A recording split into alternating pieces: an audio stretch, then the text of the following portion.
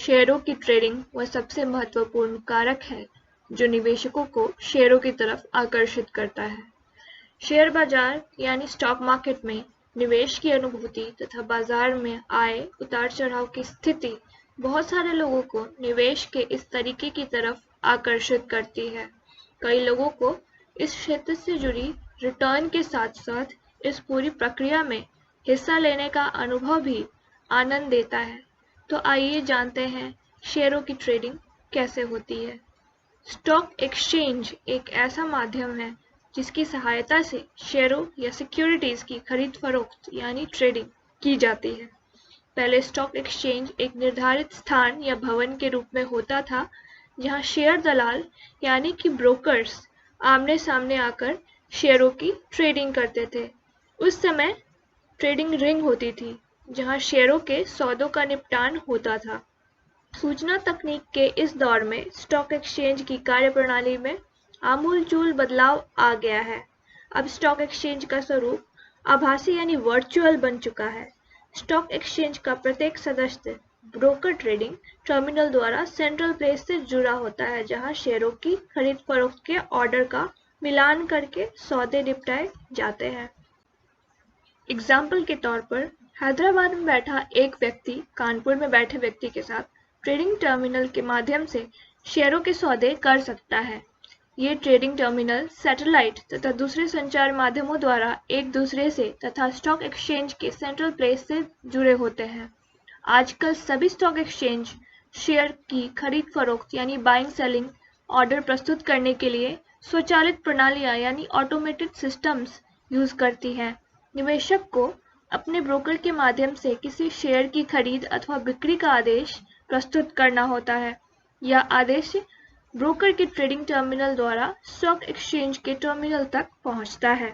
वहां इस ऑर्डर का मिलान यानी मैचिंग अन्य टर्मिनलों से आए विभिन्न ऑर्डरों से किया जाता है। यहाँ स्टॉक एक्सचेंज की स्वचालित प्रणाली इस ऑर्डर के लिए सर्वाधिक उपयुक्त दूसरे ऑर्डर का मिलान करती है तथा खरीद बिक्री का सौदा तय हो जाता है। उदाहरण के तौर पर यदि एक निवेशक अपने ब्रोकर के टर्मिनल के माध्यम से भारतीय स्टेट बैंक के 100 शेयरों की खरीद का आदेश 2000 रुपये प्रति शेयर की दर से प्रस्तुत करता है यानी ऑर्डर प्लेस करता है, तो स्टॉक एक्सचेंज की स्वचालित प्रणाली इस ऑर्डर का मिलान भारतीय स्टेट बैंक के शेयरों की बिक्री के लिए आए अन्य ऑर्डरों से करता है। सर्वाधिक उपयुक्त ऑर्डर उपलब्ध होने पर इन दोनों ऑर्डरों का सौदा तय कर दिया जाता है। शेयरों की खरीद बिक्री के लिए दो तरह के ऑर्डर प्रस्तुत किए जा सकते हैं। पहला है लिमिट ऑर्डर और दूसरा है मार्केट ऑर्डर। आइए पहले जानते हैं कि मार्केट ऑर्डर होता क्या है। शेयरों का सौदा करने के लिए ब्रोकर या सब ब्रोकर को फोन द्वारा निर्देश देना होता है। यदि आप ऑनलाइन ट्रेडिंग कर रहे हैं तो आप स्वयं ऑर्डर या निर्देश को एग्जीक्यूट कर सकते हैं। लिमिट ऑर्डर को फिक्स प्राइस ऑर्डर भी कहते हैं। इस ऑर्डर में आप एक तय दाम पर ही शेयर खरीदने या बेचने के निर्देश देते हैं। आमतौर पर निवेशक ब्रोकर के कंप्यूटर स्क्रीन पर दिखने वाले शेयर के उस समय चल रहे भाव से थोड़ा ऊपर या थोड़ा नीचे ही यह दाम तय कर देते हैं। इसे लिमिट निर्धारण कहते हैं। यानी यदि आप किसी पूर्व निर्धारित दाम पर शेयर खरीदना या बेचना चाहते हैं तो भी लिमिट ऑर्डर का उपयोग कर सकते हैं। उदाहरण के लिए मान लीजिए आपको एनटीपीसी के 100 शेयर 110 रुपये प्रति शेयर के भाव से खरीदने हैं, लेकिन उस समय एनटीपीसी का बाजार में 110 रुपये प्रति शेयर से ज्यादा का भाव चल रहा है। लेकिन यदि यह अंतर इतना ज्यादा नहीं है और आपको लगता है कि 112 रुपये प्रति शेयर पर चल रहा एनटीपीसी का शेयर 110 रुपये में मिल सकता है, तो आप उसे शेयर की लिमिट प्राइस 110 रुपये प्रति शेयर के हिसाब से ऑर्डर दे देते हैं। आपके द्वारा किया गया यह निर्देश तब तक एग्जीक्यूट नहीं होगा जब तक उस शेयर मार्केट की प्राइस यानी बाजार की कीमत 110 रुपये प्रति शेयर नहीं हो जाती। यदि उस दिन उस शेयर की प्राइस बाजार बंद होने तक 110 रुपये 50 पैसे तक की हुई तो आपका शेयर खरीदने का ऑर्डर कैंसिल हो जाएगा, क्योंकि आपने 110 रुपये प्रति शेयर खरीदने का लिमिट ऑर्डर दिया हुआ था इसीलिए। इसी तरह शेयरों की बिक्री के लिए भी निर्देश का उपयोग किया जाता है। उदाहरण के लिए, आपको लगता है कि आपका एनटीपीसी का शेयर बाजार में चल रहे भाव से ज्यादा के भाव पर बिक सकता है और इस शेयर में आज उछाल आ सकता है, तो आप बिक्री का निर्देश लिमिट ऑर्डर में देते हैं। लिमिट ऑर्डर के बाद जानना जरूरी है मार्केट ऑर्डर के बारे में। मार्केट ऑर्डर का उपयोग तब किया जाता है जब आप ब्रोकर की कंप्यूटर स्क्रीन पर देखे गए बाजार के भाव पर अपने शेयर खरीदना या बेचना चाहते हैं। उदाहरण के लिए मान लीजिए आप एनटीपीसी के 100 शेयर खरीदने के लिए ब्रोकर को मार्केट ऑर्डर देते हैं। तब जैसे ही आपका ऑर्डर एग्जीक्यूट होगा, उस समय शेयर का जो भी भाव चल रहा होगा उस रेट पर आपकी खरीदी हो जाएगी। किस मूल्य पर आपने शेयर खरीदा या बाइंग ऑर्डर को एग्जीक्यूट करने के बाद कंप्यूटर स्क्रीन पर दिखाई देगा। इसके अलावा आपके फायदे के लिहाज से ब्रोकर आपकी सहमति से ऐसा भी कर सकता है। जैसे अब मान लीजिए कंप्यूटर आपको दिखाता है कि बाजार में चल रहे 60 रुपये प्रति शेयर भाव केवल 80 शेयर उपलब्ध है और बेचने वाले कुछ लोग 62 रुपये प्रति शेयर मांग रहे हैं। इस स्थिति में ब्रोकर आपके लिए 80 शेयर 60 रुपये प्रति शेयर और बाकी 20 शेयर 62 रुपये प्रति शेयर के दाम से खरीदेगा। इसलिए बाजार में उतार चढ़ाव के समय या किसी बड़े सौदे के लिए मार्केट ऑर्डर का उपयोग ना करें। इस ऑर्डर का उपयोग तभी करना उचित रहता है जब आप जल्दी में कोई शेयर खरीदना या बेचना चाहते हैं और उस समय सौदे के भाव को लेकर आप ज्यादा चिंतित ना हो। देश में मुख्यतः 2 एक्सचेंज, बॉम्बे स्टॉक एक्सचेंज यानी बीएसई और नेशनल स्टॉक एक्सचेंज यानी एनएसई में अधिकांशतः खरीद फरोख्त कैश सेगमेंट में होती है। नॉन कैश सेगमेंट जिसमें डेरिवेटिव सौदे आते हैं, उसकी जानकारी आपको आगे मिलेगी। इसके अलावा एक और ऑर्डर है जिसे टॉप लॉस ऑर्डर कहते हैं। इसका उपयोग हर उस निवेशक को करना चाहिए जो डे ट्रेडिंग करता है। निवेशक जो आप अपना नुकसान सीमित रखना चाहता है या पूर्व निर्धारित स्तर पर लाभ कमाना चाहते हैं, वे स्टॉप ऑर्डर का उपयोग करते हैं। वे निवेशक जिन्होंने शेयर खरीदे या बेचे हैं और बाजार में उलट दिशा में चलने की स्थिति में अपने नुकसान से बचना चाहते हैं, ऐसे में स्टॉप लॉस ऑर्डर की सहायता से वे अपना नुकसान सीमित कर सकते हैं। बाजार में भारी अस्थिरता के समय यह ऑर्डर निवेशकों को किसी बड़े नुकसान से बचा लेता है। यह ऑर्डर उन निवेशकों के लिए भी लाभदायक है जो शॉर्ट टर्म के लिए शेयरों का सौदा करते हैं पर शेयर के बाजार भाव पर नजर नहीं रख पाते। स्टॉप लॉस ऑर्डर में निवेशक एक तय दाम के साथ ब्रोकर की कंप्यूटर में एक अन्य दाम भी निर्धारित करता है जिसे ट्रिगर प्राइस कहते हैं।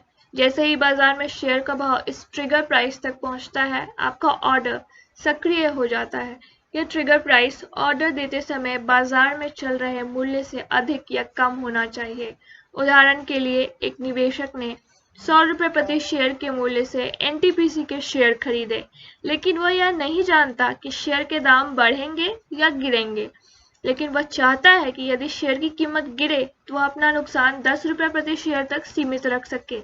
ऐसी स्थिति में निवेशक ये शेयर बेचने के लिए अपना स्टॉप लॉस ऑर्डर 90 रुपये प्रति शेयर पर दे सकता है और इसमें ट्रिगर प्राइस होगी 91 रुपये प्रति शेयर। अब जैसे ही शेयर का भाव गिरकर 91 रुपये प्रति शेयर होगा, कंप्यूटर पर निवेशक का ऑर्डर सक्रिय हो जाएगा, पर यह लागू तभी होगा जब भाव 90 रुपये प्रति शेयर पहुंच जाएगा। इसी प्रकार यदि निवेशक कोई शेयर बेचता है लेकिन उसे कम दाम पर खरीदना चाहता है, तब भी स्टॉप लॉस ऑर्डर का उपयोग कर सकता है। बहुत से बड़े निवेशक इस ऑर्डर का उपयोग तब करते हैं जब उनके विश्लेषण के अनुसार एक पूर्व निर्धारित स्तर पर शेयर का भाव तेजी से बढ़ने या गिरने की संभावना हो। यह ऑर्डर डे ट्रेडिंग करने वाले निवेशकों तथा इंट्राडे में मार्जिन व मार्जिन प्लस में इंट्राडे के अंतर्गत निवेशक को खरीदी व बिक्री का निपटान उसी दिन बाजार बंद होने से पहले करना होता है और इसके लिए ब्रोकर अपने ग्राहकों को मार्जिन व मार्जिन प्लस की सुविधा देते हैं। इसके अंतर्गत निवेशक अपने मूलधन के 4 से 6 गुना अधिक राशि से शेयरों की खरीद बिक्री कर सकता है। Stop loss order day trading करने वाले निवेशकों के लिए बहुत लाभदायक है क्योंकि उन्हें उसी दिन बाजार बंद होने से पहले सौदों का निपटान करना होता है। वह निवेशक जो यह सोचकर बाजार खुलने पर शेयर की खरीद करता है कि उसे उस शेयर की कीमत में होने वाली बढ़ोतरी का लाभ मिलेगा, लेकिन चूंकि शेयर बाजार पर खबरों, वैश्विक स्थिति और मांग आपूर्ति का बहुत जल्दी प्रभाव पड़ता है, इसलिए इन संभावनाओं को देखते हुए निवेशक शेयर खरीदने के साथ ही स्टॉप लॉस लगाने का ऑर्डर दे देता है। यदि शेयर की कीमत इस सीमा तक नीचे चली जाएगी तो ये शेयर बिक जाएंगे। इस प्रकार नुकसान की सीमा का निर्धारण निवेशक के हाथ में होता है, और यदि शेयर की कीमत बढ़ जाती है तथा आपका शेयर ऊंची कीमत पर बेच देते हैं तो स्टॉप लॉस ऑर्डर को अपने आप ही निष्क्रिय हो जाता है। शेयरों की खरीद व बिक्री लिवाली बिकवाली ट्रेडिंग कहलाती है। वैसे यह प्रक्रिया हर निवेशक के लिए एक जैसी दिखती है, लेकिन अलग अलग श्रेणी के निवेशकों के लिए यह खरीद फरोख्त कई मायनों में अलग होता है। इसमें सबसे बड़ा फर्क है मात्रा का। एक छोटा निवेशक किसी विशेष कंपनी के 50 से 100 शेयर खरीदेगा, लेकिन इन शेयरों की खरीद या आंकड़ा तब बहुत ज्यादा होगा जब इस कंपनी के शेयरों की खरीद HNI यानी हाई नेटवर्क इंडिविजुअल अर्थात व्यक्तिगत रूप से जिसके पास निवेश के लिए भारी मात्रा में पूंजी हो के द्वारा की जाएगी। वहीं दूसरी ओर बहुत बड़ी संख्या में संस्थापक निवेशक भी होते हैं जो कि एक ट्रांजैक्शन में लाखों शेयरों का लेन देन करते हैं। इसलिए एक्सचेंज में शेयरों की खरीद व बिक्री में बहुत बड़ा अंतर आता है। यही कारण है कि शेयरों के भाव पल पल में बदलते रहते हैं।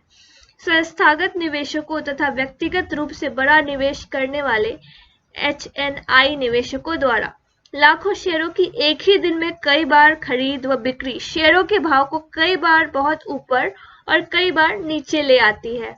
अब डीमैटेरियलाइजेशन के कारण शेयरों के कागजी लेन देन की प्रथा खत्म हो गई है, और इसी कारण अब कोई भी निवेशक कंपनी का यदि एक शेयर भी खरीदना चाहता है तो वह खरीद सकता है।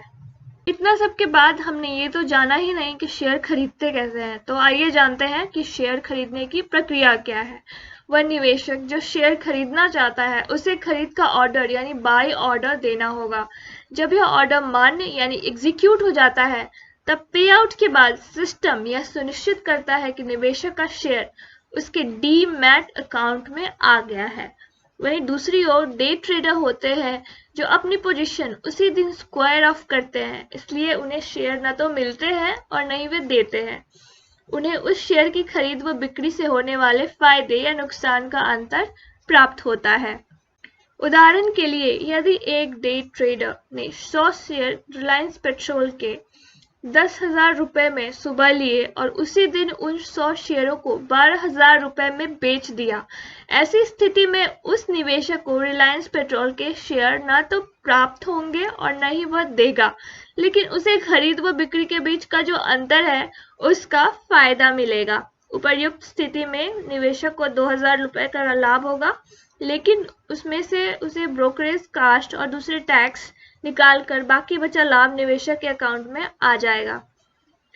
सेटलमेंट साइकिल क्या होता है? निवेशक के लिए सेटलमेंट की प्रक्रिया समझना बहुत जरूरी है। निवेशक द्वारा शेयर की खरीद या बिक्री संबंधी निर्णय लिए जाने के बाद सेटलमेंट साइकिल शुरू होता है। यह साइकिल पे इन या पे आउट द्वारा संपूर्ण होता है, जो वास्तविक ट्रांजैक्शन यानी लेन देन के 2 कार्य दिवसों के पश्चात संपूर्ण होता है।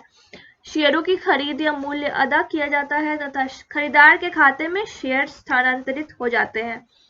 स्टॉक एक्सचेंज में ट्रेड संपन्न होने के 2 दिनों के बाद पे इन पे आउट की प्रक्रिया होती है। पे आउट की स्थिति में खरीदार को सिक्योरिटीज शेयर की डिलीवरी दे दी जाती है और बिक्रीकर्ता के खाते में शेयर का बिक्री मूल्य जो पैसा होता है वो जमा हो जाता है। पे आउट की स्थिति में खरीदार को शेयर प्राप्त होते हैं तथा बिक्रीकर्ता को उसके द्वारा बेचे गए शेयरों का मूल्य दोनों ट्रांजैक्शन खरीदार तथा बिक्रीकर्ता के डीमैट अकाउंट में दर्ज होते हैं। इस प्रकार शेयरों की खरीद फरोख्त की प्रक्रिया पूरी होती है। यदि खरीदार पे आउट के दिन तक शेयर का मूलधन के रूप में प्रस्तुत नहीं कर पाता तो वे शेयर ऑक्शन या नीलामी के लिए प्रस्तुत कर दिए जाते हैं, और ऑक्शन में जो शेयरों की कीमत तय की जाती है वह उसे चुकाने के लिए बाध्य होता है। उदाहरण के लिए यदि निवेशक द्वारा सोमवार को शेयर खरीदे गए हैं और उस अमाउंट का पे इन और पे आउट बुधवार को संपन्न होगा। इसी के अनुसार निवेशक को यह सुनिश्चित करना होता है कि पैसों का भुगतान तुरंत किया गया है और तब उसके बाद निवेशक को उसके डीमेट अकाउंट में शेयर प्राप्त होंगे। पे इन की स्थिति में बिक्रीकर्ता द्वारा बेचे गए शेयर तथा खरीदार द्वारा शेयरों का खरीदा गया मूल्य एक्सचेंज में प्रस्तुत किया जाता है। और आगे जानते हैं सिस्टम के बारे में। एक्सचेंज के इलेक्ट्रॉनिक सिस्टम में बिक्रीकर्ता व खरीदार द्वारा दिए गए ऑर्डर का मिलान होता है। यही कारण है कि इस पूरी प्रक्रिया में पारदर्शिता यानी कि ट्रांसपेरेंसी होती है। बाजार की स्थिति कैसी है तथा मांग व पूर्ति का गणित इस बात पर निर्भर करता है कि खरीदार किस कीमत पर शेयर खरीदना चाहते हैं और बिक्रीकर्ता किस कीमत पर शेयर की कितनी मात्रा बेचने को तैयार है। सेटलमेंट साइकिल वह समय है जिसके दौरान नेट पोजीशन की गणना तय की जाती है और पैसों की प्राप्ति या भुगतान तथा शेयरों की डिलीवरी सुनिश्चित की जाती है। पहले यह प्रक्रिया पूरी होने में पूरा 1 सप्ताह लगता था, वहीं अब सिर्फ 1 दिन में यह प्रक्रिया पूरी हो जाती है। इसी सुविधा के चलते यदि निवेशक शेयरों की खरीद या बिक्री करने के बाद यह निर्णय लेता है कि उसे उन शेयरों की उसी दिन दोबारा खरीद या बिक्री करनी है, तो वह अपनी पोजीशन ओपन रखकर उस दिन ही सौदा स्क्वायर ऑफ कर सकता है। उदाहरण के लिए, आपने मार्केट में कैश सेटलमेंट में रिलायंस इंडस्ट्रीज के 100 शेयर 2000 रुपए प्रति शेयर के भाव से सुबह खरीदे, लेकिन 2 घंटे के बाद आपको लगता है कि प्रति शेयर भाव 500 रुपए बढ़ गया है, तो आप उस शेयर को उस दिन बाजार बंद होने के पहले बेचने का ऑर्डर भी दे सकते हैं। ऐसी स्थिति में आपके डीमैट अकाउंट में रिलायंस इंडस्ट्रीज का शेयर नहीं आएगा, बल्कि आपके अकाउंट में खरीद व बिक्री के बीच हुए लाभ का अंतर दर्ज कर दिया जाएगा। अब आप कहेंगे अच्छा यह सब तो हो गया, लेकिन कंप्यूटर का ज़माना है तो हमें ऑनलाइन शेयर ट्रेडिंग के बारे में बताओ। तो चलिए जानते हैं ऑनलाइन शेयर ट्रेडिंग के बारे में। स्टॉक एक्सचेंज में ट्रेडिंग या शेयरों की खरीद फरोख्त के कई तरीके होते हैं। हालांकि ट्रेडिंग की एक सुनिश्चित प्रक्रिया होती है। इस प्रक्रिया में कई सारे लोग भाग लेते हैं। खरीदार अपने ब्रोकर से जुड़ा होता है और ब्रोकर का लिंक स्टॉक एक्सचेंज के साथ होता है। इसी प्रकार इस ट्रांजैक्शन से दूसरी तरफ बिक्रीकर्ता अपने ब्रोकर के द्वारा एक्सचेंज से जुड़ा होता है। स्टॉक एक्सचेंज एक ऐसा प्लेटफॉर्म यानी कि मंच बन जाता है जहां सभी एक साथ इकट्ठे हो जाते हैं और उस जगह पर डिमांड तथा सप्लाई का मिलान होता है और खरीद बिक्री होती है। आधुनिक तकनीक के आ जाने से स्टॉक मार्केट में होने वाले लेन देन यानी कि ट्रेडिंग के तरीके में भी काफी बदलाव आया है। स्टॉक एक्सचेंज द्वारा जो ट्रेडिंग की प्रक्रिया पूरी तरह पारदर्शी हो चुकी है, उसके लिए कंप्यूटर का धन्यवाद किया जाना चाहिए। निवेशक कंप्यूटर स्क्रीन पर शेयर की सबसे उचित कीमत पर खरीद व बिक्री की प्रक्रिया का निपटान स्वयं करता है।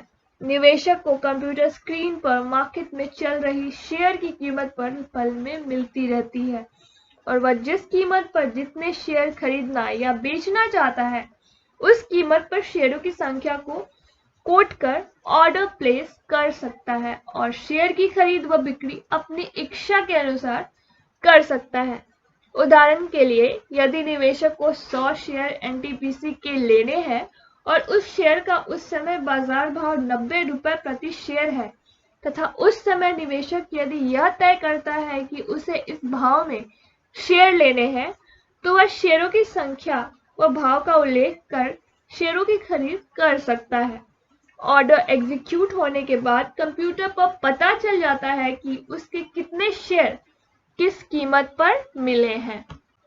यदि लिमिट ऑर्डर नहीं दिया गया है और मार्केट ऑर्डर पर शेयरों की खरीद व बिक्री की गई है, तो आपके द्वारा ऑर्डर दिए जाने के बाद आपको जिस बाजार कीमत पर शेयर की बिक्री या खरीद हुई है, उसका पूरा उल्लेख कंप्यूटर स्क्रीन पर तुरंत आ जाता है।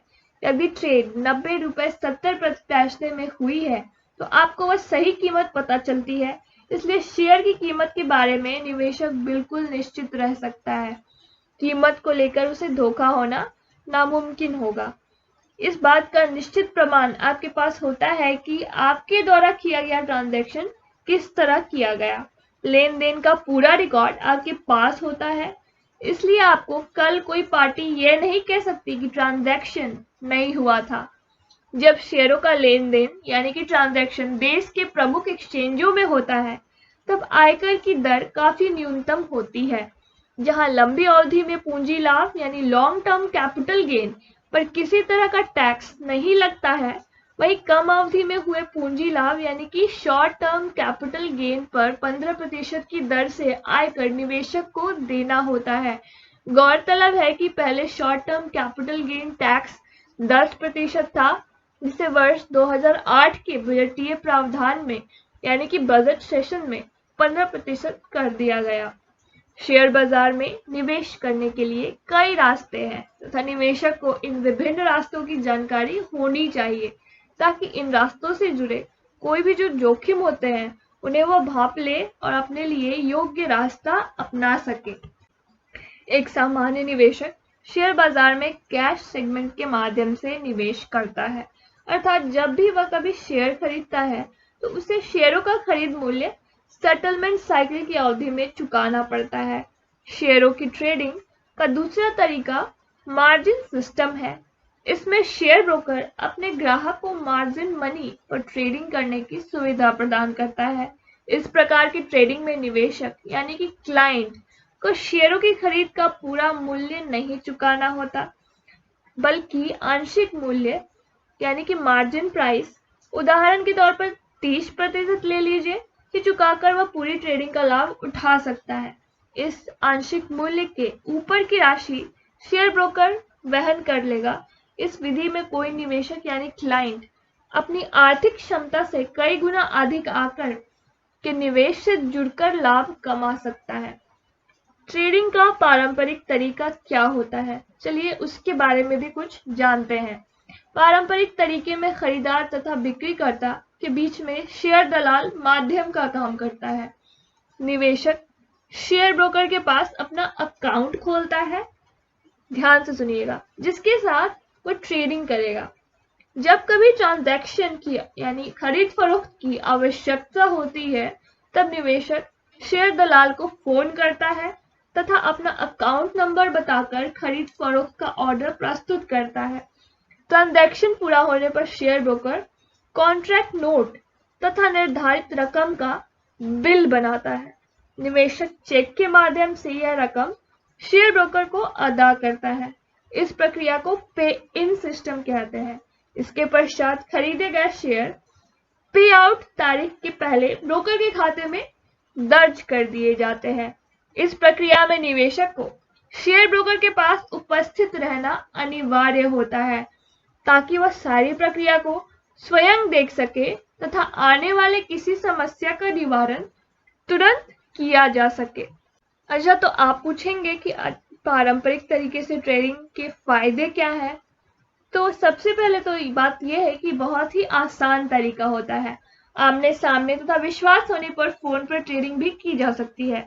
लचीलापन यानी कि फ्लेक्सिबिलिटी, नकदी की उपलब्धता संबंधी छोटी मोटी समस्याएं आपके विश्वास से निपटाई जा सकती हैं। शेयर दलाल से अतिरिक्त जानकारी भी प्राप्त की जा सकती है। इसमें जो शेयर दलाल होते हैं यानी शेयर ब्रोकर, उसका निवेश से सीधा संपर्क रहता है। लेकिन फायदे के साथ साथ इसके कुछ नुकसान भी होते हैं। अब भाई नुकसान होते क्या है? तो निवेशक को स्वयं अपने प्रतिनिधि को ट्रांजैक्शन के दौरान उपस्थित रहना अनिवार्य होता है। इस वजह से निवेशक को कभी कभी परेशानी का भी सामना करना पड़ता है। ऑनलाइन तरीके में क्या होता है, इसको ध्यान से सुनिएगा। ऑनलाइन तरीके में निवेशक शेयरों की ट्रेडिंग ब्रोकर के माध्यम से ही कर लेते हैं, जबकि ऑनलाइन ट्रेडिंग में ब्रोकर अदृश्य रहता है तथा इसका कोई नाम या पहचान नहीं होती है। फिर भी ऑनलाइन ट्रेडिंग में ब्रोकर की भूमिका इंटरनेट तथा अन्य सिस्टम जो वेबसाइट के माध्यम से कार्य करते हैं, उन्होंने ले ली है। इस प्रकार पारंपरिक तरीके से अलग ऑनलाइन ट्रेडिंग में कुछ बदलाव आ गया है तथा इसमें निवेशक का अनुभव भी बिल्कुल अलग रहता है। इसमें ब्रोकर की वेबसाइट पर निवेशक को रजिस्ट्रेशन करवाना पड़ता है तथा उसके नाम से ऑनलाइन ट्रेडिंग अकाउंट खोला जाता है।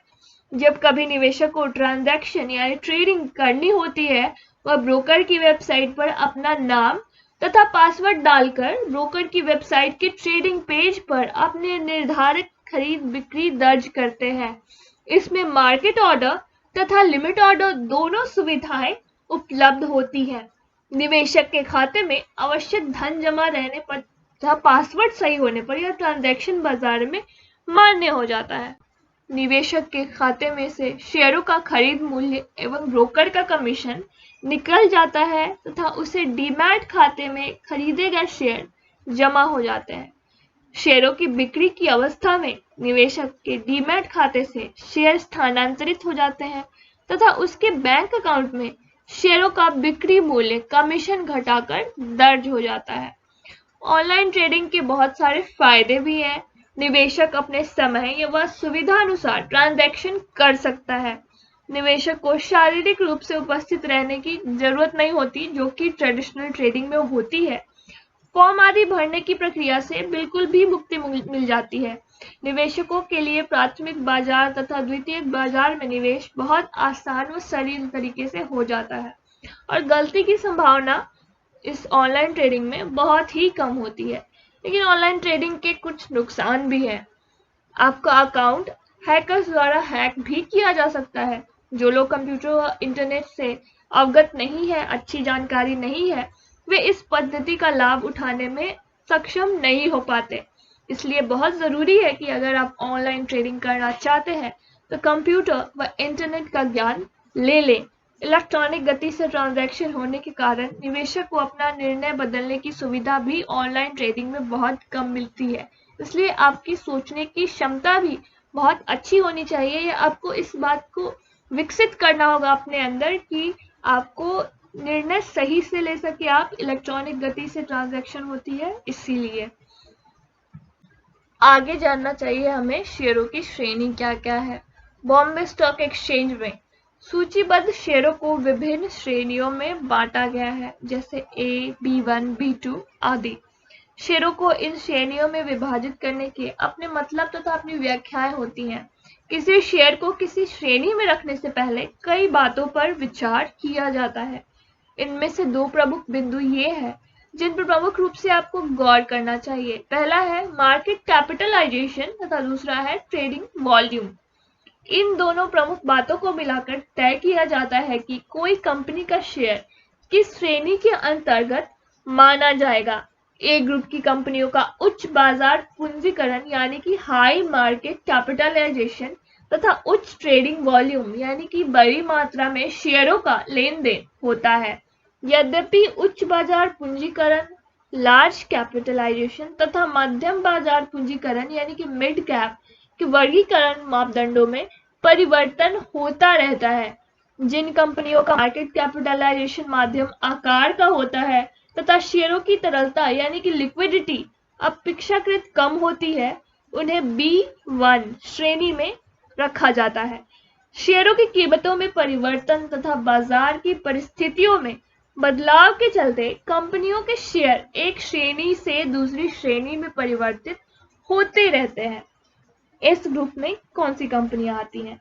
छोटी कंपनियां जिनका पैड कैपिटल 20 करोड़ रुपए तक का हो तथा वे BSE यानी बॉम्बे स्टॉक एक्सचेंज में सूचीबद्ध हो, एस ग्रुप के शेयर्स कहलाते हैं। यहाँ एस का मतलब स्मॉल कैपिटल स्टॉक है। इनमें से कई कंपनियां पहले क्षेत्रीय स्टॉक एक्सचेंज में सूचीबद्ध होती थी, फिर उन्हें इस श्रेणी से डाला गया है। टी ग्रुप की कंपनियां कौन सी हैं? इस टी ग्रुप यानी कि ट्रेड टू ट्रेड सेगमेंट श्रेणी के अंतर्गत वे कंपनियां आती हैं जिनकी शेयरों की ट्रेडिंग में बहुत ज्यादा स्पेक्यूलेशन तथा वॉलेटिलिटी होती है।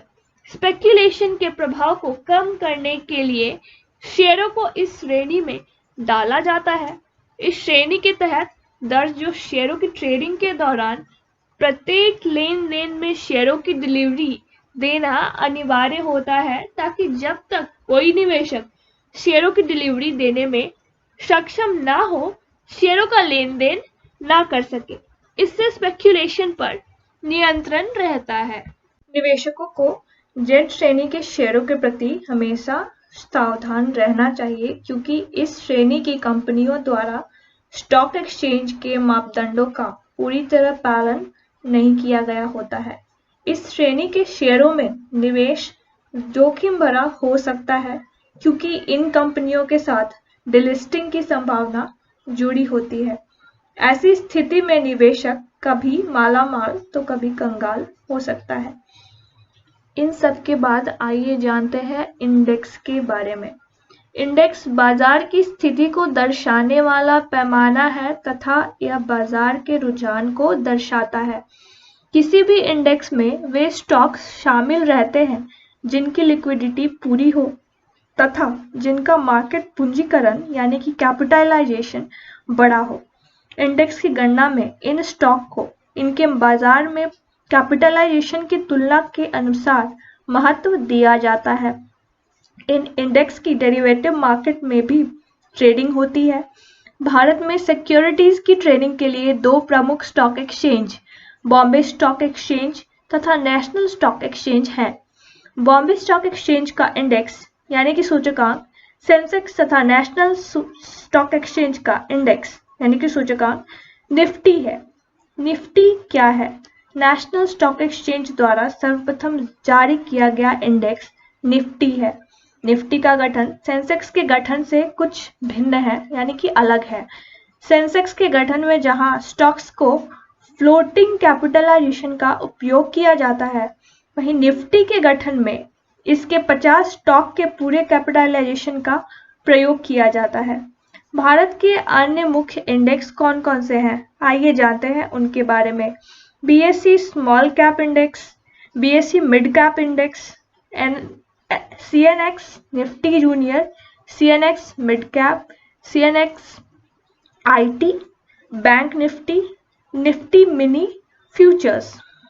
विश्व के मुख्य इंडेक्स के बारे में तो आप हो सकता है ना जानते हो। अगर नहीं जानते तो जान लीजिए, गूगल पर इसकी बहुत सारी जानकारी है। ऐसे आपको बता देते हैं, जैसे डेक्स जर्मनी का इंडेक्स है, डाउ जोन्स इंडस्ट्रियल यूएसए का, नॉस्केट कंपोजिट यूएसए का है, निकेई 225 जापान का। तो सेंसेक्स असल में होता क्या है? दरअसल स्टॉक एक्सचेंज में जिन कंपनियों का कारोबार हो रहा है उनकी सामान्य स्थिति को दर्शाने के लिए एक औसत निकाला जाता है जिसे सेंसिटिव इंडेक्स कहते हैं। सेंसेक्स शब्द का प्रयोग सन 1990 में दीपक मोहनी नामक पत्रकार ने शुरू किया था, जो अब प्रचलित हो गया है। सेंसेक्स बॉम्बे स्टॉक एक्सचेंज यानी बीएसई में सूचीबद्ध 30 सबसे बड़ी और सबसे अधिक खरीदी बेचे जाने वाली कंपनियों का एक इंडेक्स है। यह सूचकांक सन 1986 में अस्तित्व में आया था। सेंसेक्स का पूरा नाम सेंसिटिव इंडेक्स है। इस इंडेक्स में शामिल कंपनियां अर्थव्यवस्था के विभिन्न सेक्टरों को प्रभावित करती हैं। बीएसई के कुछ बाजार पूंजीकरण का 5वें से भी ज्यादा हिस्सा इन कंपनियों का ही है। सेंसेक्स भारतीय शेयर बाजार का सबसे लोकप्रिय व सटीक बैरोमीटर माना जाता है। यदि अर्थव्यवस्था की स्थिति अच्छी है तो इंडेक्स या सेंसेक्स ऊपर उठता है, यानी शेयरों का भाव उछलता है, और यदि अर्थव्यवस्था की स्थिति अच्छी नहीं है तो सेंसेक्स नीचे गिरता है, अर्थात शेयरों के गिरते भाव की तरफ इशारा करता है। लेकिन अब ग्लोबल हो चुके शेयर बाजार में जहां खरबों रुपए विदेशी संस्थागत निवेशकों एफआईआई का लगा है, ऐसे में ग्लोबल कारकों का भी शेयर बाजार पर काफी प्रभाव पड़ता है। हमने बहुत बार ऐसा पाया है कि इंडिया की ग्रोथ स्टोरी बुलिश है, फंडामेंटल मजबूत है, कंपनियों के नतीजे अच्छे हैं, बावजूद इसके सेंसेक्स इसलिए नीचे गिर गया क्योंकि ग्लोबल कारक नकारात्मक थे। हालांकि अब भी हमारा इंडेक्स अर्थव्यवस्था की मजबूती का आईना है, जिसे कभी कभी अमेरिका सब प्राइम संकट, एशियाई बाजारों की मंदी, तो कभी स्थानीय सेंटिमेंट्स धुएं की एक परत के रूप में आकर आईने को कुछ देर के लिए धुंधला जरूर कर देते हैं, लेकिन लॉन्ग टर्म यानी लंबी अवधि में धुएं के ये बादल छट जाते हैं और दोबारा हमें हमारी बुलिश इकोनॉमी की तस्वीर दिखाई पड़ने लगती है। कई बार ऐसा भी होता है कि वास्तविक अर्थव्यवस्था यानी इकोनॉमी घोर मंदी का शिकार होती है, तो भी शेयर बाजार कुलाचे भरता दिखाई देता है। इसका कारण यह है कि अब शेयर बाजार में कंपनियों के शेयरों के बाजार मूल्य का उनकी वास्तविक संपत्ति के मूल्य से सीधा संबंध नहीं लगाया जा सकता। इसका वास्तविक कारण कारोबार में कमी होना और सट्टेबाजी के पैसों को इधर उधर करना है। हालांकि डीमैट प्रणाली व सेबी के कसते रवैये से अब इसमें बहुत गिरावट आई है। सेंसेक्स के आधारित वर्ष की शुरुआत 1 अप्रैल 1979 से मानी जाती है, यानी कि 1979 से, क्योंकि उस वर्ष से सेंसेक्स की गणना 100 से शुरू की गई थी। सेंसेक्स की गणना करने के लिए फ्री फ्लोट मार्केट कैपिटलाइजेशन यानी बाजार पूंजीकरण विधि का इस्तेमाल किया जाता है। इस विधि में सेंसेक्स में शामिल 30 कंपनियों का फ्री फ्लोट मार्केट कैप निकाला जाता है। इसके बाद इन सभी कंपनियों के मार्केट कैप को जोड़कर कुल गणना की जाती है। फिर इस गणना को सेंसेक्स के आधार वर्ष के सापेक्ष की जाती है। इस आधार पर जो भी परिणाम आता है वह सेंसेक्स का अंक है। उदाहरण के लिए यदि 100 करोड़ के लिए सेंसेक्स का अंक 4 था तो 200 करोड़ के लिए 8 निर्धारित होगा और 400 करोड़ के लिए अंक 16 अंक पर निर्धारित किया जाएगा। मार्केट कैप में बदलाव शेयरों में वृद्धि या फिर शेयरों की कीमतों में बढ़ोतरी या कमी के चलते हो सकता है। सेंसेक्स में कंपनियों का चयन एक इंडेक्स समिति करती है। इसमें शामिल होने वाली कंपनियों को निर्धारित नियमों का पालन करना पड़ता है। उनमें से एक नियम यह है कि कंपनी बीएसई की पहली 100 मार्केट कैप वाली कंपनियों में से एक होनी चाहिए और उसका कुल मार्केट कैप बीएसई के कुल मार्केट कैप का 0.5 यानी 0.5% से ज्यादा होना चाहिए। क्या आप और ये भी जानना चाहते हैं कि शेयर ब्रोकर का चुनाव कैसे करें? तो शेयर बाजार में सौदे सिर्फ पंजीकृत शेयर दलालों के माध्यम से ही किए जाते हैं। इसलिए निवेशक के लिए सही दलाल का चयन करना यानी शेयर ब्रोकर का चुनाव करना बहुत ही आवश्यक है। शेयर ब्रोकर के मामले में विश्व में सबसे लोकप्रिय निवेशक वॉरेन बफे की बात बहुत ही रोचक है। वे कहते हैं, शेयर ब्रोकर आपका दोस्त नहीं है, वह एक डॉक्टर की तरह होता है जो मरीज से दवाओं के बदले शुल्क लेता है। यदि आप सही डॉक्टर के पास नहीं पहुंचोगे तो खामियाजा आपको ही भुगतना पड़ेगा। हालांकि यह सही व सटीक बात निवेशक मानते हैं, लेकिन बावजूद इसके उन्होंने व्यवहार में यह नहीं झलकाया है कि वे ब्रोकर को लेकर संजीदा है। ज्यादातर निवेशक तो अपने शेयर ब्रोकर का नाम, उसकी फर्म तथा उसके फोन नंबर से ज्यादा कुछ ही नहीं जानते। कि शेयर की खरीद बिक्री के लिए पूरी तरह से ब्रोकर पर आश्रित रहते हैं और सोचते हैं कि ब्रोकर उनके लाभ के लिए ही सब कर रहा है। यदि आप ऐसा सोचते हैं तो बिल्कुल गलत है, क्योंकि सच तो यह है कि पैसा किसी के कंधे पर सवार होकर नहीं कमाया जाता। यदि आप में सूझबूझ, विश्लेषण की क्षमता और जागरूकता नहीं है तो आपकी सहायता कोई नहीं कर सकता है। इसलिए ब्रोकर का चुनाव करते समय उसकी ट्रैक रिकॉर्ड, सेवा की गुणवत्ता, ग्राहकों के लिए सलाहकारी जो सेवा है, रिसर्च, ये सब के अलावा ब्रोकर का व्यवहार कैसा है, ये सब मायने रखता है। यदि कोई ब्रोकर सस्ती सेवाएं देता है, ब्रोकरेज कम लेता है और लुभावनी खरीद खबरें देता है तो इसका मतलब यह नहीं है कि ब्रोकर का चयन आपके लिए फायदेमंद होगा। वैसे ब्रोकर और निवेशक का रिश्ता पूरी तरह से विश्वास पर टिका होता है, लेकिन फिर भी कुछ बातों का ध्यान रखना आवश्यक होता है। यदि आपका ब्रोकर किसी खास स्टॉक की अत्यधिक खरीद बिना किसी खास वजह के करने को कह रहा है तो यह भी हो सकता है इसके लिए उसे ऊंचा कमीशन मिल रहा हो। इसलिए यदि आप सचेत रहेंगे तो ब्रोकर की पैंतरेबाजी को समझ सकते हैं। यदि आपका ब्रोकर आपकी जरूरत यानी वित्तीय स्थिति व व्यक्तिगत इच्छाओं को जाने बिना आपके लिए ट्रेडिंग कर रहा है, आपको जोखिम व हानि भी उठानी पड़ सकती है। एक अच्छे ब्रोकर को यह पता होता है कि उसका ग्राहक किस तरह का निवेशक है। यदि निवेशक को ब्रोकर से शिकायत हो तो शेयर बाजार के सर्विस विभाग के अतिरिक्त सेबी से भी संपर्क किया जा सकता है। बीएसई व एनएसई की वेबसाइट पर ब्रोकरों की सूची उपलब्ध है। इसके अलावा ब्रोकर भी अपनी जानकारियां अन्य माध्यमों द्वारा प्रकाशित करवाते हैं, लेकिन ब्रोकर का चयन करते समय उसका ट्रैक रिकॉर्ड जरूर देखें। आपके घर या ऑफिस के पास स्थित ब्रोकर आपके लिए सुविधाजनक होता है। आजकल अनेक बैंक भी ब्रोकिंग का कारोबार शुरू कर रहे हैं, इसलिए आप जिस बैंक में अपना डीमैट अकाउंट खुलवा रहे हैं, यदि वो बैंक ब्रोकिंग कारोबार में भी है और वहीं अपना ब्रोकिंग अकाउंट भी खुलवाना आपके लिए ठीक रहेगा। ब्रोकर स्टॉक एक्सचेंज का सदस्य होता है। इसके पास यह अधिकार होता है कि वह स्वयं के लिए तथा किसी और के लिए भी, यानी कि निवेशकों के लिए जो उस ब्रोकर के पास रजिस्टर्ड है, शेयरों की खरीद बिक्री कर सके। वह पूरी खरीद बिक्री होने के हिसाब से अपना कमीशन यानी कि ब्रोकरेज लेता है। इसके अलावा यह आप अपने ग्राहकों के शेयर से संबंधित जो सुरक्षित ट्रेडिंग है, ग्राहकों को निवेश संबंधी परामर्श और उनके पोर्टफोलियो को संचालित भी करता है। कुछ वर्ष पहले तक बीएसई का शेयर दलाल सदस्य बनना काफी महंगा था, लेकिन करोड़ों रुपए का शुल्क घटकर अब कुछ लाख रुपए ही रह गया है।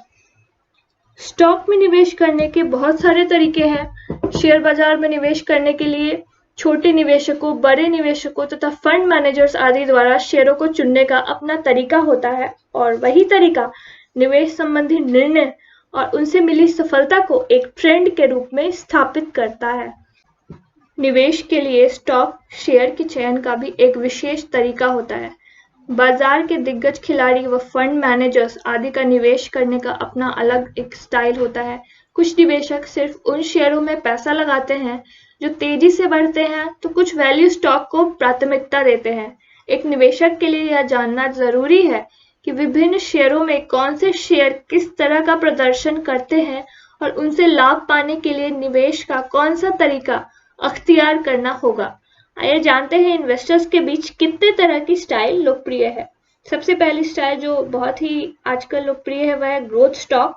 ग्रोथ इन्वेस्टिंग स्टाइल के अंतर्गत निवेशक उन स्टॉक्स यानी शेयरों का चयन करता है जिनमें इंडस्ट्री के अन्य प्लेयर्स की अपेक्षा ग्रोथ पोटेंशियल हाई यानी कि तेजी से आगे बढ़ने की संभावना हो। यदि तेजी से आगे बढ़ते हुए क्षेत्र यानी इमर्जिंग एरिया से संबंधित स्टॉक है तो उनमें काफी ज्यादा ग्रोथ की संभावना होती है। निवेशक तुरंत ऐसे स्टॉक की पहचान कर लेते हैं। वहीं कुछ निवेशक पहले तेजी से बढ़ रहे क्षेत्र यानी कि इमर्जिंग सेक्टर की पहचान करते हैं और उस क्षेत्र यानी सेक्टर में तेजी से आगे बढ़ रही कंपनियों का चयन कर उनमें निवेश करते हैं। ऐसा माना जाता है कि ग्रोथ स्टॉक में निवेश करने से भविष्य में अच्छा रिटर्न मिलने की उम्मीद की जा सकती है। ग्रोथ स्क्रिप्ट्स का चयन करते समय यह देखना होता है कि उन विशेष शेयरों की अपनी साथी कंपनियों के शेयरों के मुकाबले अर्निंग ग्रोथ कितनी ज्यादा है। ग्रोथ कंपनियों यानी कि तेजी से बढ़ने वाली कंपनियों को परखने का सबसे सरल तरीका यह है कि उनकी बिक्री और मुनाफे का आंकड़ा तेजी से बढ़ता हुआ दिखाई देता है। यही कारण है कि इन कंपनियों में किया गया निवेश कंपनी की तेज जो ग्रोथ होती है उसके कारण बाजार में ज्यादा लाभ प्रदान करे। सेंसेक्स की मंद गति तथा बाजार पर नकारात्मक प्रभाव डालने वाले कारकों से भी स्टॉक्स अप्रभावित रहते हैं। यही कारण है कि बाजार में इन स्टॉक्स को अलग नजरिए से देखा जाता है। ऐसा माना जाता है कि बाजार में ग्रोथ स्टॉक्स की वैल्यू अलग तरीके से आंकी जाती है और यही कारण है कि वह वैल्यूएशन में भाग लेते हैं। निवेशक ग्रोथ आधारित शेयरों में निवेश करने के लिए उच्च राशि अदा करने से भी नहीं हिचकते। निवेशक की स्टाइल बहुत लोकप्रिय है क्योंकि ज्यादातर निवेशक यह सुनिश्चित कर लेना चाहते हैं कि उनके पोर्टफोलियो में जो शेयर्स हैं उनकी कीमत भविष्य में बढ़ने वाली है। वैल्यू स्टॉक क्या होता है? बाजार में कई फंड मैनेजर वैल्यू इन्वेस्टिंग तरीके से निवेश करते हैं। यह तरीका ग्रोथ इन्वेस्टमेंट से बिल्कुल भिन्न है। वैल्यू इन्वेस्टमेंट तरीके में उन शेयरों का चयन किया जाता है जिनका तात्कालिक बाजार मूल्य अपेक्षाकृत कम हो। इन शेयरों में निवेश करके ऐसी स्थिति में लाभ उठाया जाता है जब ये शेयर अपनी कंपनी की आंतरिक मजबूती से वास्तविक मूल्य प्राप्त कर लेते हैं। बाजार में इस प्रकार के अंडर वैल्यूड स्टॉक की पहचान करने के कई तरीके हैं। किसी शेयर का पीई यानी प्राइस टू अर्निंग रेशियो कम होना इसका सूचक हो सकता है। कंपनी का कैश फ्लो इसका सूचक हो सकता है। कंपनी के कैश फ्लो यानी कि नकदी प्रवाह तथा डिस्काउंटेड फ्यूचर अर्निंग को पीई रेशियो के सापेक्ष में समझकर अंडर वैल्यूड शेयरों की पहचान भी की जा सकती है। औसत से कम प्राइस या बुक रेशियो तथा अधिक डिविडेंड यील्ड भी अंडर वैल्यूड शेयर के सूचक हैं। इसके अतिरिक्त इन शेयरों का गुणात्मक विश्लेषण भी जरूरी है कि ये शेयर किस बिजनेस से जुड़े हैं, इनका मैनेजमेंट कैसा है तथा इनके बिजनेस की भविष्य में क्या मांग है। वैल्यू इन्वेस्टिंग के तरीके में निवेश के अच्छे परिणाम आने में समय लगता है, क्योंकि वैल्यू इन्वेस्टिंग के तरीके में निश्चित रूप से यह नहीं कहा जा सकता है कि कोई शेयर कब अपने वास्तविक मूल्य पर आएगा। कई बार ऐसे परिणाम आने में कई साल लग जाते हैं। अतः लंबे समय के निवेशकों यानी कि लॉन्ग टर्म इन्वेस्टर्स के लिए यह तरीका सुविधाजनक होता है। निवेश के इन दो ग्रोथ व वैल्यू इन्वेस्टिंग तरीकों के अतिरिक्त अन्य तरीके भी फंड मैनेजरों व निवेशकों द्वारा शेयरों के चयन के लिए अपनाए जाते हैं। मोमेंटम इन्वेस्टमेंट स्टाइल के बारे में चलिए जानते हैं अब। जो निवेशक अपने निवेश का शीघ्र लाभ उठाना चाहते हैं वे इस प्रकार के निवेश का तरीका अपनाते हैं। इसके तहत उन कंपनियों के स्टॉक्स का चयन किया जाता है जो बाजार में तेजी से बढ़ती है। कई कंपनियों में नाटकीय रूप से वृद्धि होती है, उनका P/E रेशियो बहुत ऊंचा होता है तथा बाजार में उनके स्टॉक्स का आकार काफी ज्यादा होता है।